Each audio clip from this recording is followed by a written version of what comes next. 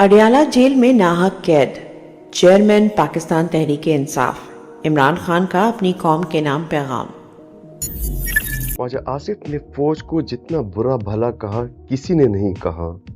آج تک فوج کے خلاف جتنی بھی تقاریر کی گئیں ان میں خواجہ آصف کی تقریر پہلے نمبر پر ہے۔ پہلی مرتبہ حمود الرحمان کمیشن رپورٹ کا احسن اقبال نے بتایا۔ احسن اقبال نے فوج سے متعلق کہا تھا یہ ریاست کے اندر ریاست ہے۔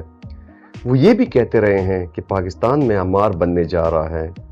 9 مئی ان کی انشورنس پالیسی ہے۔ 9 مئی ختم ہوا تو ان کی حکومت اور سیاست دونوں ختم ہو جائیں گی۔ جب بھی مذاکرات کی بات ہوتی ہے یہ 9 مئی کا شور مچانے لگتے ہیں۔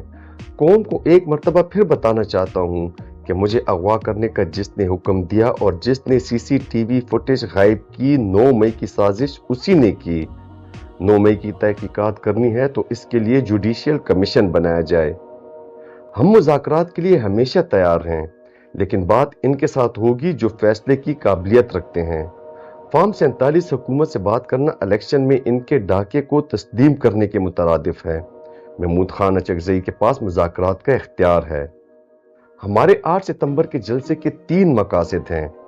ایک مقصد چوری کیا ہوا مینڈیٹ PTI کو واپس کیا جائے۔ دوسرا مقصد قبضہ گروپ سے ملک کو حقیقی آزادی دلوانی ہے۔ اور تیسرا مقصد ملک میں آزاد عدلیہ کا قیام ہے۔ قاضی فائز عیسیٰ کو توسیع دلانے کے لیے عدلیہ پر حملہ کیا جا رہا ہے۔ آکسفورڈ یونیورسٹی کا چانسلر بننا پاکستان کے لیے اعزاز ہے۔ اگر چانسلر نہ بھی بن سکا تو کوئی بات نہیں۔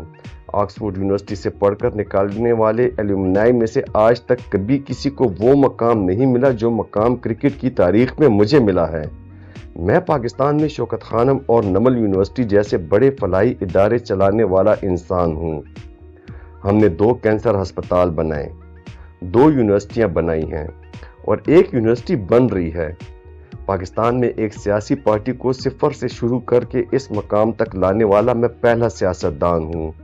24 گھنٹوں میں 2 مرتبہ کھانا کھانے کے لیے اپنے سیل سے باہر آتا ہوں، جو تقریباً 2 گھنٹے بنتا ہے۔ یہ سب بار بار یہ تاثر دینے کی کوشش کرتے ہیں جیسے میں کسی 5 اسٹار ہوٹل میں رہتا ہوں۔ نواز شریف، زرداری اور شہباز شریف جب جیل میں تھے تو ان کو جیل کا سیل نہیں بلکہ ایک محل نما کمرے میں رکھا گیا تھا جس میں اٹیچ باتھ روم اور AC جیسی سہولیات میسر تھیں۔ مجھے تو ایک چھوٹی سی کوٹری میں رکھا گیا ہے جس کے ساتھ جڑی ہوئی دیوار اس چکی کی ہے جس میں سزائے موت کے قیدیوں کو رکھا جاتا ہے۔ مجھے جیل کی اس چکی میں ایک پنکھا ملا ہوا ہے۔ جب شدید گرمی ہوتی ہے تو یہ سیل اوون بن جاتا ہے۔ میں شکایت نہیں کر رہا، لیکن چاہتا ہوں کہ میری قوم کو پتہ چلے کہ میں کس حال میں یہاں رہ رہا ہوں۔ میری جیل کے سیل کے باہر سیکیورٹی پر مامور اہلکاروں کو ڈرا کر میرے سیل سے دور کر دیتے ہیں۔ ان کو یہ لگتا ہے کہ میں سیکیورٹی پر مامور اہلکاروں سے بات کر کے اپنا وقت گزارتا ہوں۔ میرے پاس تو پڑھنے کو اتنا کچھ ہوتا ہے کہ مجھے کسی سے بات کرنے کی ضرورت ہی نہیں۔ مجھے تو ایسے لگتا ہے کہ میں نے یونیورسٹی میں پھر سے داخلہ لے لیا ہے۔ زندگی میں اپنی مصروفیت کی وجہ سے میں جو مطالعہ نہیں کر سکا، اللہ نے مجھے اب موقع دیا ہے کہ میں اب اس کو پورا کر سکوں۔ جیل میں مطالعہ کر کے اللہ نے میرے علم میں جو اضافہ کیا ہے مجھے تو اس کا اندازہ ہی نہیں تھا، لیکن ان کو یہ لگتا ہے کہ اس طرح کے حربے استعمال کر کے یہ مجھے جیل میں تنہا کر دیں گے۔ اللہ پر ایمان انسان کا خوف ختم کر دیتا ہے۔ اللہ تعالیٰ قرآن میں فرماتا ہے کہ جب تم ایمان لاؤ گے تو میں تمہارے خوف ختم کر دوں گا۔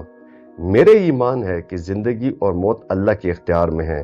اسی ایمان کے ساتھ آخر تک مافیا کے خلاف ڈٹا رہوں گا۔ گینیز بک میں 2 نئی انٹریاں ہونے والی ہیں۔ ایک انٹری اس یوٹرن کی ہوگی جس میں ووٹ کو عزت دو کا کہہ کر بوٹ کو عزت دی گئی۔ نواز شریف 2.5 سال تک ووٹ کو عزت دو کا کہتے رہے اور فوج اور مارشل لاء پر تنقید کرتے رہے اور پھر اسی فوج سے ڈیل کر کے ووٹ کے تقدس کی پامالی کی پرانی روایت کو برقرار رکھا۔ گینیز بک میں دوسری انٹری اس پر ہوگی کہ نواز شریف 4 امپائر مطلب 4 چیف ملا کر کھیلا پھر بھی ہار گیا۔ دوسری پارٹی کو میچ کھیلنے ہی نہیں دیا گیا۔ جمہوریت کی باتیں کرنے والے بوٹ کے آگے لیٹ گئے ہیں۔ نواز شریف کے بارے میں پوٹن کی رپورٹ ہے کہ یاسمین راشد سے جتوانے کے لیے نواز شریف کو 74,000 ووٹ ڈلوائے گئے۔